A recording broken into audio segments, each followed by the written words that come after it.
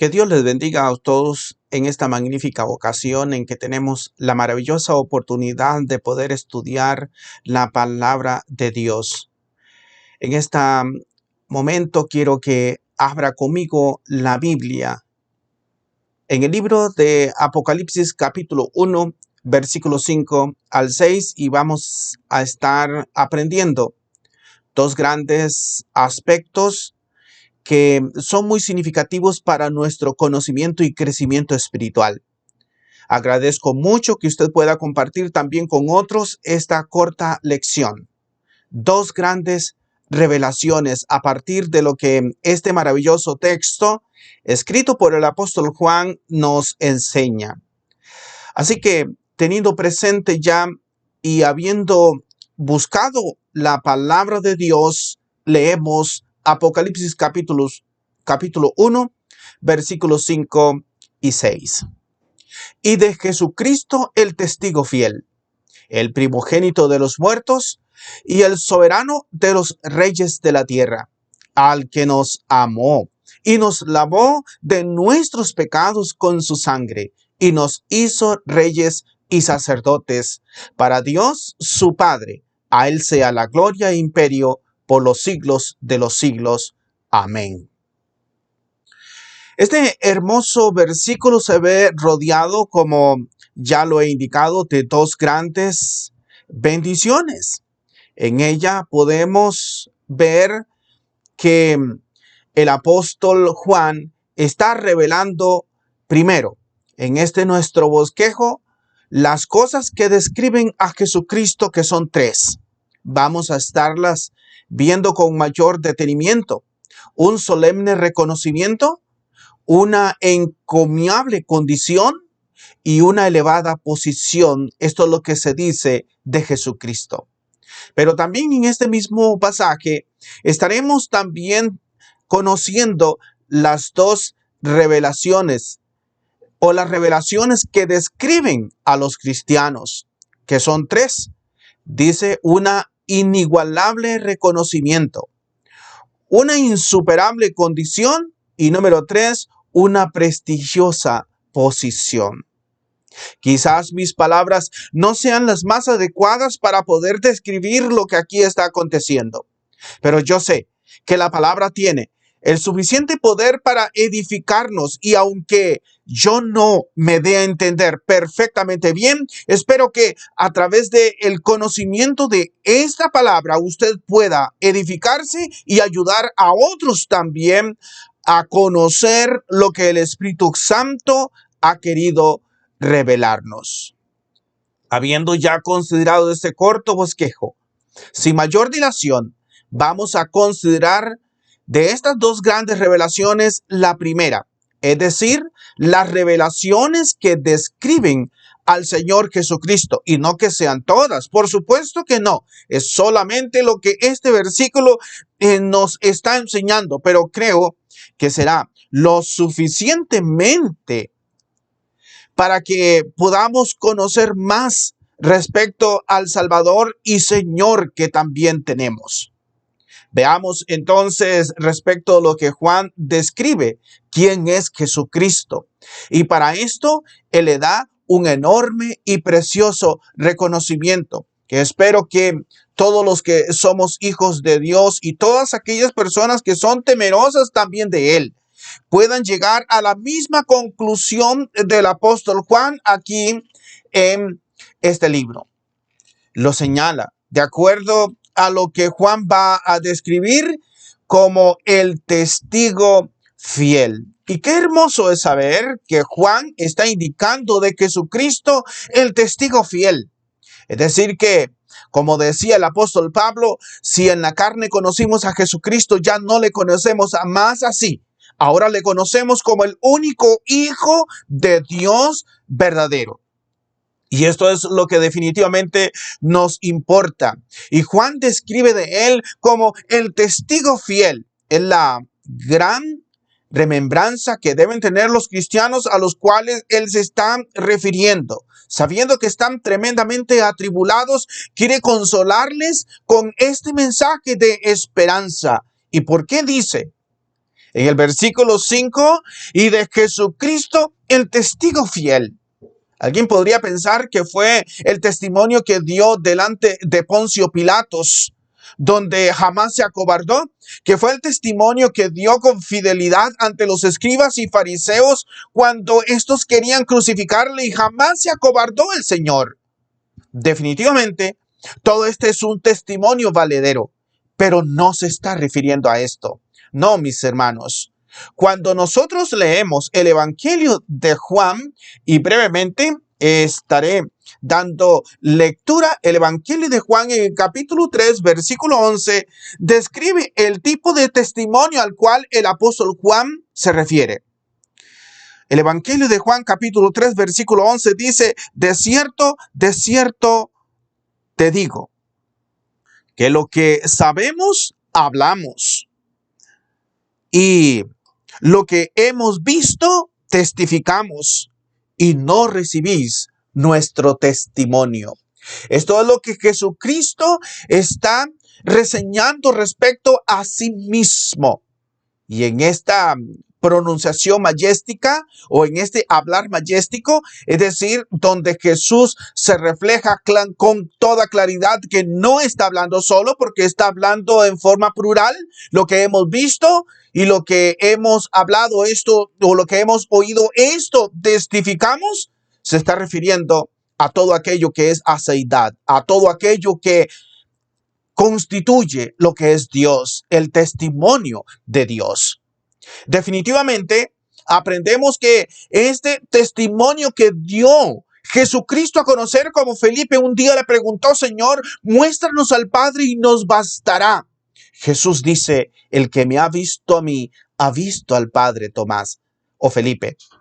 Así que no hay necesidad de conocer más de quién es Dios y cómo lo describe, sino como el testimonio fiel, el testigo fiel, dice el apóstol Juan. Es decir, aquel que nos ha revelado no solamente quién es Dios, sino también su inmenso amor. De Jesucristo tenemos el firme y fiel testimonio que nos ha dado a conocer la perfecta y completa voluntad de Dios.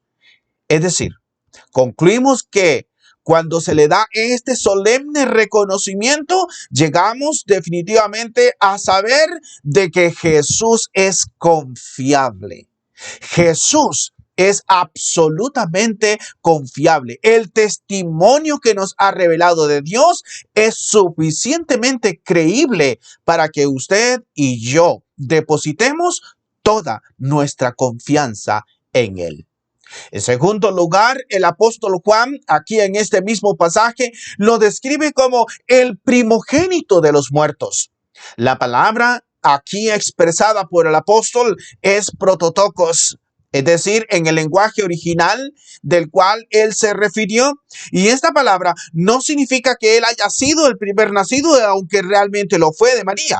Significa en todo lo que el apóstol quiere que nosotros conozcamos, de que él tiene superioridad posicional. Es decir, esta encomiable o esta gran alabanza que recibe del apóstol Juan es alguien que lo hace meritorio, es decir, el primogénito de los muertos. Abarca la superioridad y no porque exactamente él haya sido el primer resucitado, en ninguna manera. A través de las historias del Antiguo Testamento conocemos que hubo otros que fueron resucitados también por el Espíritu y el poder de Dios utilizando a los profetas. Sin embargo, lo que vemos aquí en referencia de la resurrección de Cristo, donde usted podrá incluso ir al capítulo 15 de Primera de Corintios e investigar más respecto a la resurrección, es que lo asombroso de parte de Jesucristo como el primogénito de los muertos es que Él propició su propia resurrección. Sí, yo estoy de acuerdo y usted también estará de acuerdo conmigo de que fue Dios quien le resucitó. Claro, por supuesto, pero Jesucristo también declaró que él tenía el poder para entregar su vida a la muerte, pero también tiene el poder suficiente para volverla a tomar. Jesús operó su propia autorresurrección, porque su poder trasciende. De allí que se haya ganado el mérito de ser el primogénito entre los muertos. En tercer lugar, podemos también citar lo que nos señala en su elevada posición, el soberano de los reyes. La palabra aquí soberano significa arjón, es decir, de esta palabra proviene del arjón y significa el primero en rango y poder. Es decir, como lo señala más adelante también el mismo apóstol aquí en el capítulo 17, el versículo 14, Él es el Rey de Reyes, Él es el Señor de Señores, Él es el Jesucristo, que contiene todo el poder de las cosas visibles y de las cosas invisibles, y todos sus seguidores también es factiblemente que puedan ser salvados por medio de este glorioso poder. Así que 3 cosas aprendemos respecto a la revelación de quién es Jesucristo y de forma muy breve las he descrito. Primero, él recibe un solemne reconocimiento. Segundo, recibe una encomiable condición. Y por último, una elevada posición, para que nosotros depositemos toda nuestra confianza completamente en este Señor.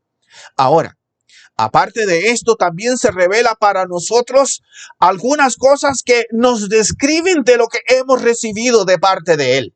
3 cosas describen de las bendiciones que recibimos en nuestro Señor Jesucristo. Primero, recibimos, dice, un inigualable reconocimiento al igual que Jesucristo. Este inigualable reconocimiento, Juan lo expresa que nos amó. Y lo expresa en un tiempo pasado porque este acto se hizo de una sola vez y para siempre. El amor que hemos recibido, de acuerdo a lo que Pablo enseña en la carta a los Efesios, dice que con este suficiente amor nos amó. Tanto así que este amor, dice, ha alcanzado para que hayamos sido predestinados y hechos hijos de Dios, y también adoptados por medio de su inmenso amor. En amor, habiéndonos predestinado para ser adoptados hijos suyos.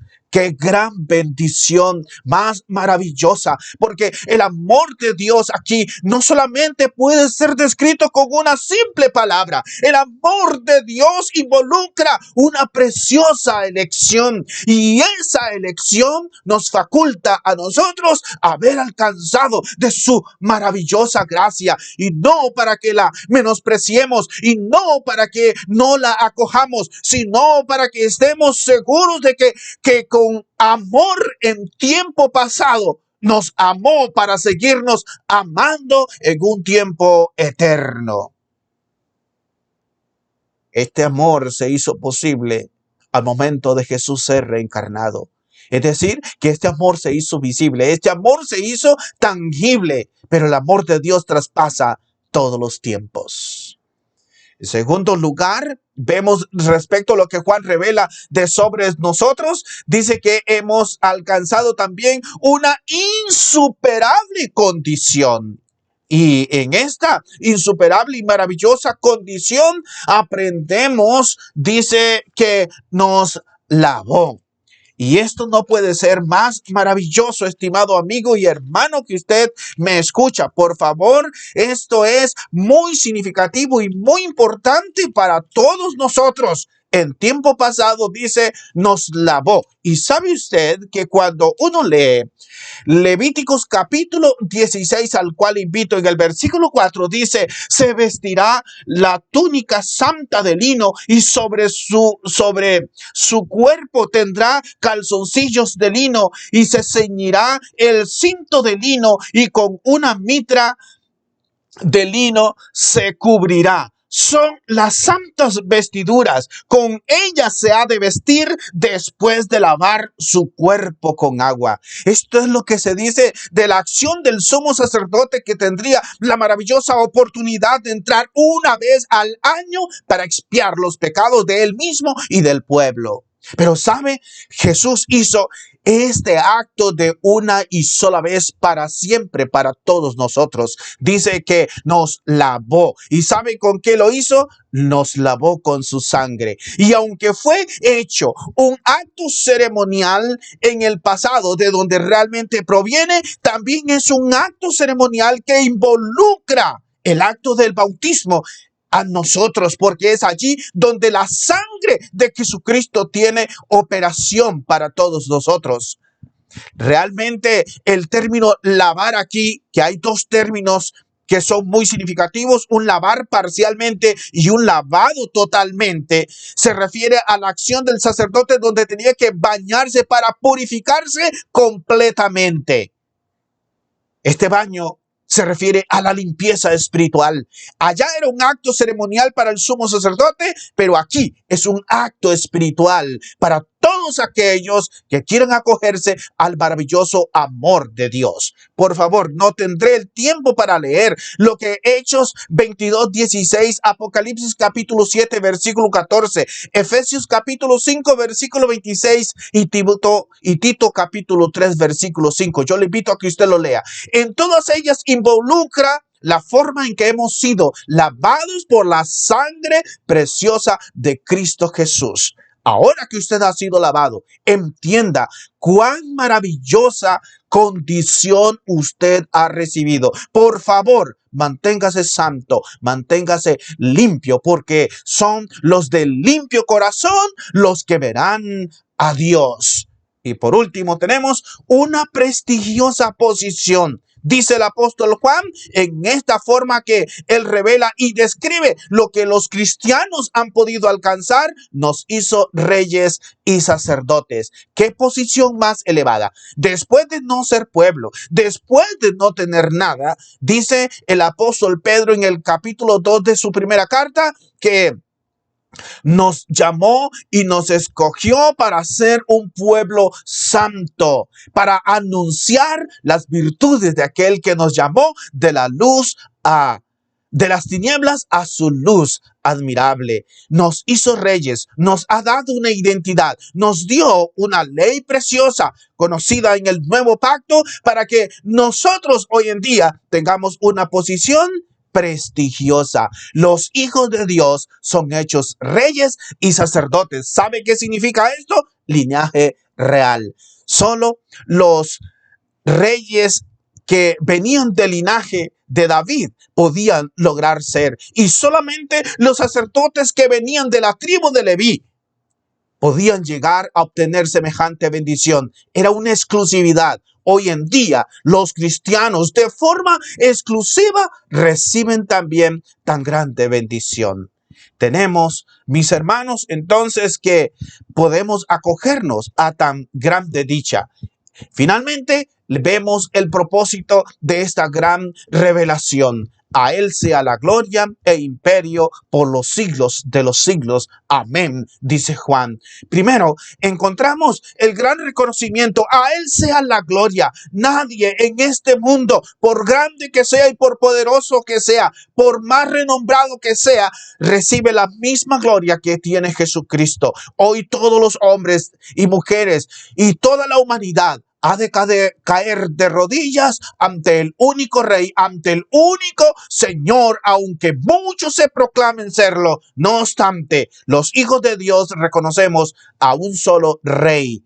A él sea la gloria. El imperio significa la apropiación, es decir, que él se ha apropiado del imperio, y esta palabra kratos significa fuerza, significa fortaleza y poder, y más especialmente el poder que se hizo manifiesto en la operación de su resurrección, con el cual también hará posible que todos sus hijos, todos aquellos que han sido sellados por el Espíritu Santo, todos aquellos que han lavado sus ropas para encontrarse con Él, tendrán la firme seguridad de ser parte de este glorioso y sempiterno reino. A Él sea la gloria por todos los siglos de los siglos. Que Dios les bendiga.